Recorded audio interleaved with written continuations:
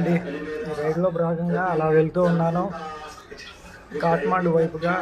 ఇది ఏ ఏరియానో తెలియదు. అలా హైవే పైన వచ్చాను బ్రేక్ఫాస్ట్ చేద్దామని.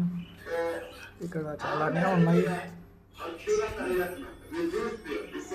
ఇదే ఇక్కడే నాస్టా, ఇది బ్రేక్ఫాస్ట్ ఈ ప్లేస్లో. ఇక ఇది తినేసి బయలుదేరదాం. ఇది ఒక బోండా లాంటిది.